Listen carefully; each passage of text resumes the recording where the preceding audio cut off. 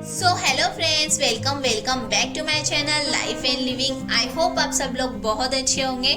आज की इस वीडियो में मैं लेकर के आई कुछ ऐसे अमेजिंग हैक्स जो आपके घर के काम को इजी बना देंगे। घर के जो काम होते हैं वो सबसे ज़्यादा टाइम कंज्यूमिंग लगता है, लेकिन थोड़ी स्मार्ट प्लानिंग और ये हैक्स आपका काम इजी कर देंगे और टाइम भी डबल सेव होगा। ऐसे ही कुछ हैक्स मैं आपके लिए लेकर के आई हूँ। Let get started today's video with this amazing home hacks.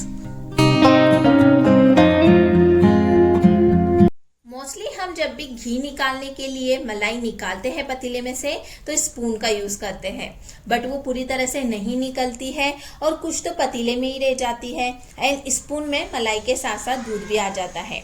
छोटे स्पून यूज करने से होता यह है कि जो अखंड मलाई होती है वो टुकड़ों में डिवाइड हो जाती है और हमें इसे निकालना बहुत ही मुश्किल हो जाता है। तो मलाई निकालने के लिए आप इस टाइप का झारा होता है उसे आप यूज कर सकते हो।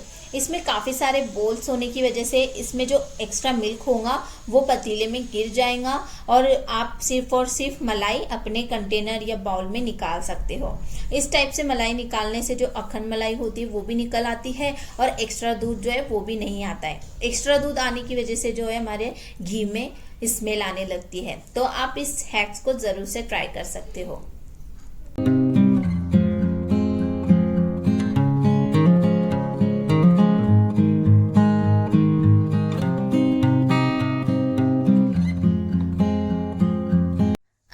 मलाई की हो ही रही है तो मैं एक चीज आपको बताना चाहूंगी कि बहुत से लोग ये प्रॉब्लम फेस करते ही है कि हम मलाई को कैसे स्टोर करें ताकि घी निकालते टाइम उसमें स्मेल ना आए। तो मलाई को हमें कोशिश करनी चाहिए कि आप जिस भी कंटेनर में उसे स्टोर कर रहे हो उसे आप फ्रीजर में रखें, ना कि फ्रिज में। फ्रीजर में रखने की वजह से उसमें बिल्कुल भी स्मेल नहीं आती है। इस चीज़ की भी आपको कोशिश करनी है कि आप अपने घी के कंटेनर को कवर करके रखें। कोई भी आप स्टील का लीड भी यूज़ कर सकते हैं, फिर इस तरीके का फूड रैपर भी आप यूज़ कर सकते हैं। अगर एयर टाइट कंटेनर है तो और भी अच्छी बात है, बट अगर आप इसे कवर करके नहीं रखोगे, अगर आपके फ्रिज में थोड़ी बहुत भी स्मेल आती है तो वो इसमें चली जाएंगी और घी निकालते टाइम आपके घी में भी स्मेल आनी शुरू हो जाएंगी। तो आप इस चीज़ का ज़रूर से ध्यान रखें। जब भी आपको मलाई में से घी निकालना हो तो आप उसे कुछ घंटे पहले ही बाहर निकाल कर रख दीजिए ताकि जो मलाई है वो कम्प्लीटली सॉफ्ट हो जाए। उसके बाद आप एफर्टलेसली घी निकाल सकते हो।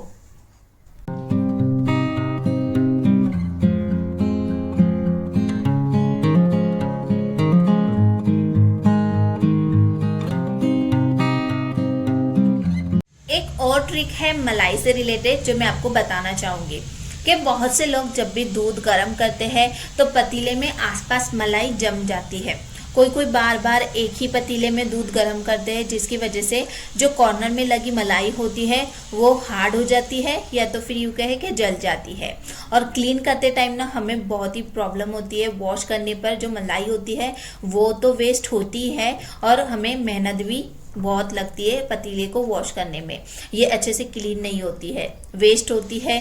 देन आपको करना ये है कि पतीले को आपको 2 से 3 मिनट के लिए गैस के ऊपर गर्म करना है एंड एक स्पून की हेल्प से आपको कॉर्नर में लगी मलाई को निकालना है।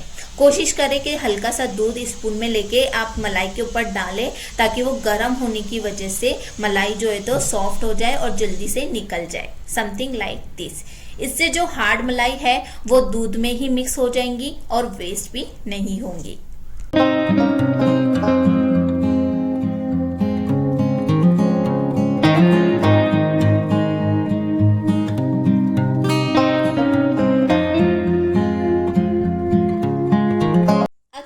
नोटिस किया होगा कि जो एल्यूमिनियम के बर्तन होते हैं उसमें बारीक बारीक दाने निकल आते हैं। स्पेशली मॉनसून में अगर इनमें थोड़ी भी नमी रह जाए तो ये फिर इसका इफेक्ट पानी से भी होता है। अगर पानी सही नहीं है तो बर्तनों में इस तरह की प्रॉब्लम होती है। तो यहाँ पर आप देखोगे कि मेरे पास ये एल्यूमिनियम का खलबत्ता है जिसमें बारीक बारीक दाने आ चुके हैं। मैं इसे अच्छे से क्लीन भी कर लेती हूँ, वॉश करने के बाद में इसे अच्छे से ड्राई भी करती हूँ, बट ये प्रॉब्लम जो है तो होती रहती है। देन इसे क्लीन करने के लिए मैं यहाँ पर ऑयल का यूज़ कर रही हूँ। तो यहाँ पर मैं थोड़ा सा ऑयल हर जगह लगा दूंगी और उसे एक टिश्यू पेपर की हेल्प से स्प्रेड कर दूंगी, जिसकी वजह से हमारे जो खलबत्ते में दाने आ रहे हैं वो नहीं आएंगे और रब करने पर जो एल्यूमिनियम निकल रहा है वो भी नहीं निकलेगा। फिलहाल आप एक चीज़ का ध्यान रखिए कि जब भी आप इसे यूज़ कर रहे हैं तो आप इसे हल्का सा पानी से वॉश कर लीजिएगा, फिर यूज़ कीजिएगा। अभी मैं फिलहाल ऑयल लगाकर इसे रख रही हूँ। मैं जब भी इसे निकाल कर यूज़ करूँगी तो मैं इसे वॉश कर लूंगी। तो आप इसे एक बार यूज करने से पहले वॉश जरूर कर लीजिएगा।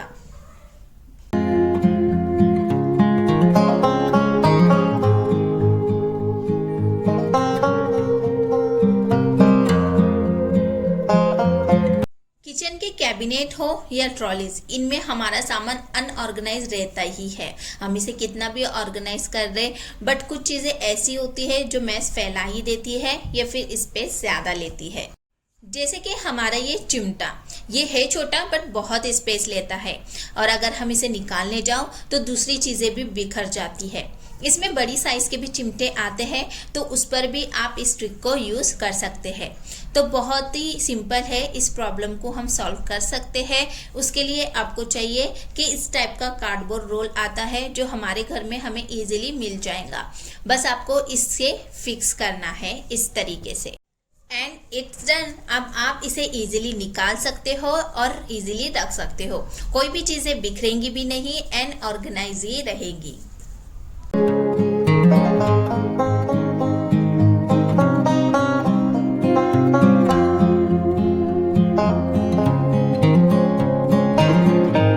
हमारे घर में ऐसी बहुत सारी चीजें होती है जिसे हम 2-in-1 यूज कर सकते हैं। बस हमें थोड़ी सी क्रिएटिविटी दिखानी होती है। अगर आपके पास क्लीनिंग टूल्स नहीं है या आप रेंटल अपार्टमेंट में रहते हैं तो आप इस हैक को डेफिनेटली ट्राई कीजिएगा। बहुत ही सिंपल है। हम वॉल को क्लीन करने के लिए वाइपर का यूज कर सकते हैं। बस आपको वाइपर के ऊपर कोई भी कपड़ा इस तरीके से रखना है एंड इट्स डन। अब आप इजीली अपनी वॉल पर से जाले या उसे वाइप कर भी निकाल सकते हैं। हम फर्नीचर को भी क्लीन कर सकते हैं।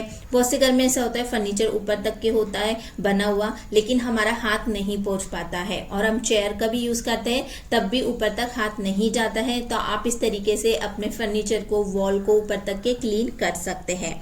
है ना, कितना ईजी है। बस हमें थोड़ा सा क्रिएटिविटी दिखानी होती है। हमें अलग से वॉल को क्लीन या जाले निकालने के लिए क्लीनिंग टूल्स की भी नीड नहीं होगी। जब भी हमारा कपड़ा अगर गंदा हो जाए तो आप इसे इस तरीके से टर्न कर दीजिएगा और आप इसे वापस से यूज कर सकते हैं। बस जब हमारा काम 1 में 2 हो सकते हैं तो।